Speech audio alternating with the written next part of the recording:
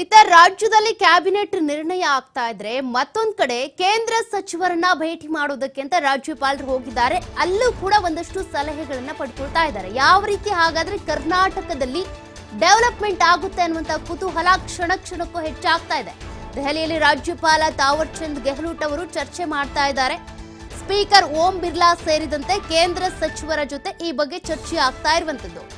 ಕರ್ನಾಟಕದಲ್ಲಿ ಸಿಎಂ ಸಿದ್ದರಾಮಯ್ಯನವರಿಗೆ ರಾಜ್ಯಪಾಲರಾಗಿರುವಂತಹ ತಾವರ್ ಚಂದ್ ಗೆಹ್ಲೋಟ್ ಅವರು ನೋಟಿಸ್ ಜಾರಿ ಮಾಡಿದ್ದಾರೆ. ಮುಡಾ ಕೇಸ್ಗೆ ಸಂಬಂಧಪಟ್ಟಂತೆ ಡೀಟೇಲ್ಸ್ ಕೊಡಿ, ಮಾಹಿತಿ ಕೊಡಿ, ವಿವರಣೆಯನ್ನ ಕೊಡಬೇಕು ನೀವು ಅಂತ. ಅದರ ಬೆನ್ನಲ್ಲೇ ರಾಜ್ಯದಲ್ಲಿ ಈಗ ಸಿಎಂ ಸಿದ್ದರಾಮಯ್ಯನವರನ್ನ ಹೊರತುಪಡಿಸಿ ರಾಜ್ಯ ಸಚಿವ ಸಂಪುಟ ಸಭೆ ನಡೀತು.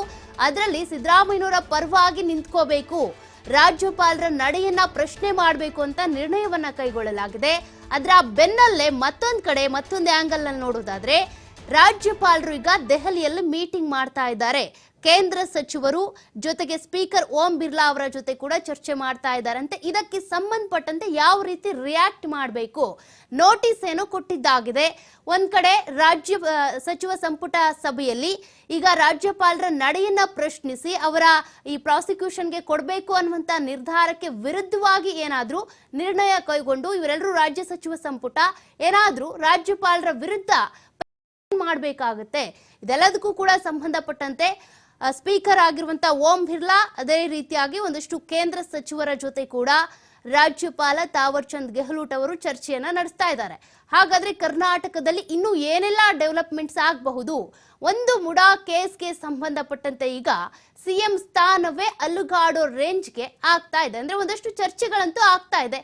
ಆಗುತ್ತೋ ಬಿಡುತ್ತೋ ಗೊತ್ತಿಲ್ಲ, ಆದ್ರೆ ಚರ್ಚೆಗಳಂತೂ ಸಕ್ರಿಯವಾಗಿದೆ.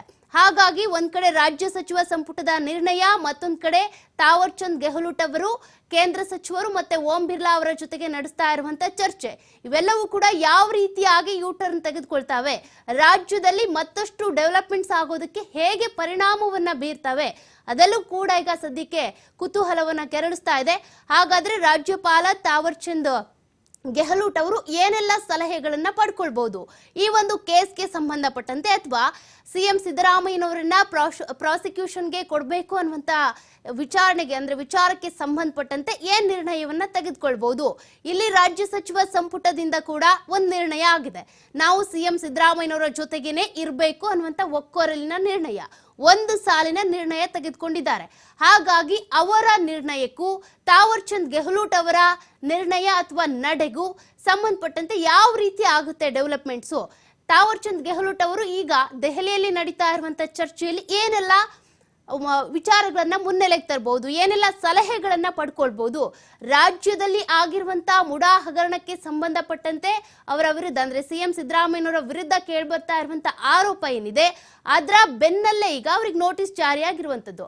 ಹಾಗಾಗಿ ಈ ವಿಚಾರಕ್ಕೆ ಸಂಬಂಧಿಸಿದಂತೆ ತಾವರ್ ಚಂದ್ ಗೆಹ್ಲೋಟ್ ಅವರ ಮುಂದಿನ ನಡೆ ಏನಾಗಿರುತ್ತೆ? ಹಾಗಾದ್ರೆ ಸದ್ಯಕ್ಕೆ ನೋಟಿಸ್ ಕೊಟ್ಟಿರುವಂತದ್ದು, ಇದಕ್ಕೆ ಸಂಬಂಧಪಟ್ಟಂತೆ ವಿವರಣೆ ಕೊಡಿ ಅಂತ ಈಗಾಗಲೇ ಸಿದ್ದರಾಮಯ್ಯನವರು ಹಾಗೂ ಅವರ ಸಂಪುಟ ಹೇಳ್ತಾ ಇದೆ.